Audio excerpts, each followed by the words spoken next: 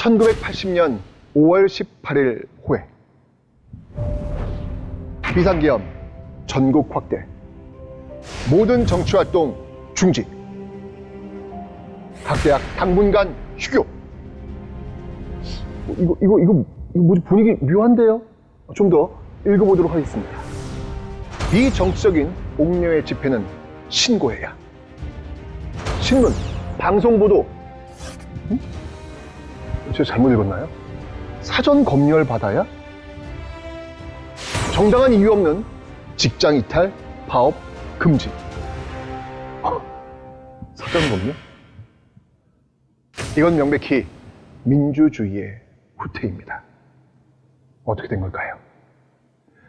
11.6 사태 이후 서울의 봄을 기대한 건 무리였나 봅니다. 그의 12.12 사태를 통해 다시 정치 군인이 등장합니다. 이름하여 전두환 노태우를 필두로 한 신군부. 이 신군부는 빠르게 권력을 장악하기 위해 민주주의에 대한 국민들의 여망을 짓누릅니다. 5월 18일? 이날은 바로 5.18 민주화 운동이 시작된 그날입니다. 이 비상계엄이 선포된다는 호해가 뿌려진 그날, 계엄군은 광주를 무자비하게 진압할 겁니다. 현대사의 아픔이 시작되는 그날입니다. 그리고 며칠 뒤 광주 전남도청에서 시민군 대변인 윤상호는 외쳤습니다. 오늘 우리는 패배할 것이다. 그러나 내일의 역사는 우리를 승리자로 기억할 것이다. 그 외침을 마지막으로 계엄군은 5월 27일 새벽 무자비한 진압 끝에 5.18 민주화 운동을 강제 종료시킵니다. 언론이 숨죽이자 우리는 그곳 광주에서 무슨 일이 벌어지고 있는지 전혀 알지 못했습니다. 언론이 왜 중요한지를 뼈저리게 느끼게 해주었던 이 아이러니한 상황. 그리고 나온 호해 한 장. 1980년 8월 16일. 최규하 대통령 하야. 이 신군부는 5.18 민주화 운동을 진압하고 이제 11.6 사태 이후 대통령직을 수행하고 있었던 최규하 대통령을 쫓아내면서 완벽한 권력 장악을 준비하고 있었습니다. 검열을 받아야 하는 언론도 아주 작게나마 이건 아니라는 신호를 독자들에게 보내는 듯 했습니다. 58개월 10일 만에 10일 만에 뭔가 아쉬움이 묻어나는 조사 아닌가요? 그리고 이어진 호해. 아쉽게도 이 호해는 이전의 다른 호해와는 달리 예측이 가능한 호해 아닌 호해였습니다. 1981년 2월 2일자 호해. 3월에 12대 대통령 취임. 전두환 대통령과 영부인 이순자 여사가 환하게 웃으며 이렇게 손을 흔들고 있는 모습. 내일 역사적 한미 정상회담이라는 타이틀, 그리고 뒷면엔 대통령이 이렇게 소탈할 수 있는가? 교민들은 흐뭇. 이런 기사를 통해 권력 장악의 정당성을 확보하려는 모습. 이 한 장의 호해에는 참 많은 생각거리들이 담겨 있습니다. 그렇게 제5공화국은 시작되었습니다. 그러나 신군부 세력이 착각한 것이 하나 있었습니다. 자신들이 종료시켰다고 믿었던 5.18 민주화 운동은 전두환 정부에 대한 정당성 없음을 끊임없이 부각시켰습니다. 게다가 자신들이 저지른 박종철 물고문 치사 사건을 탁 치니 하고 죽었으니 믿어달라며 어설프고 허술한 대국민 사기극까지 벌입니다.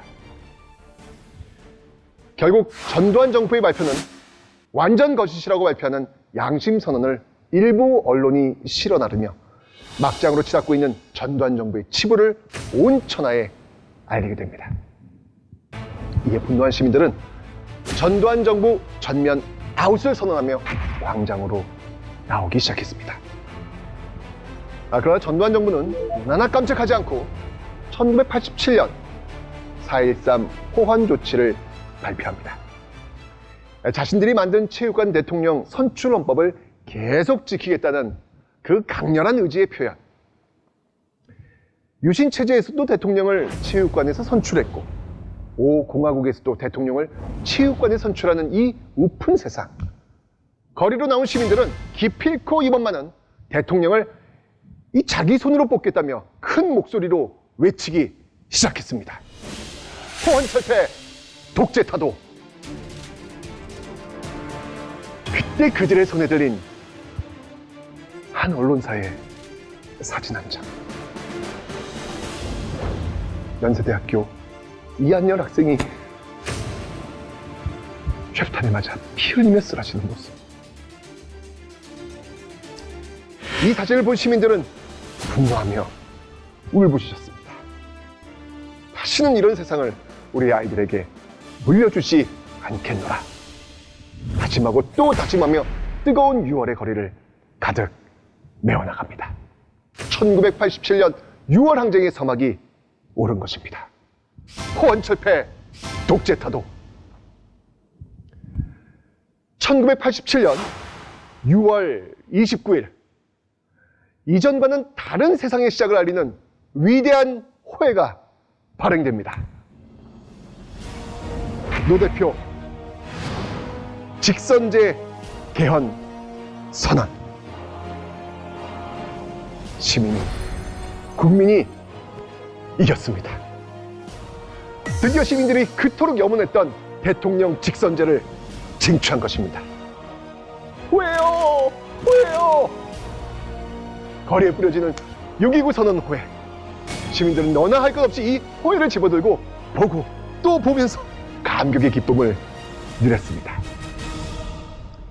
그리고 2017년 3월 10일 이제 이 종이 페이퍼 호해는 시대의 흐름에 뒤처지는 듯 이 추억의 장에 머무르는 게 당연하다 싶었는데, 와우, 이 종이 심은 호해가 주는 힘은 여전히 강렬했습니다. 적어도 이날의 호해는 말이죠. 큼지막하고 시원시원한 헤드라인, 결코 온라인 속보로는 느낄 수 없는 그 아날로그의 감성, 두 개의 지면을 모두 할애한 얼굴만한 크기의 제목, 파면 박근혜 헌정사상 첫 탄핵 대통령, 국민 주권의 승리. 1987년 6월 29일 호해와 그로부터 정확히 30년이 지난 2017년 3월 10일 호해는 그 자체가 역사의 흐름이었습니다.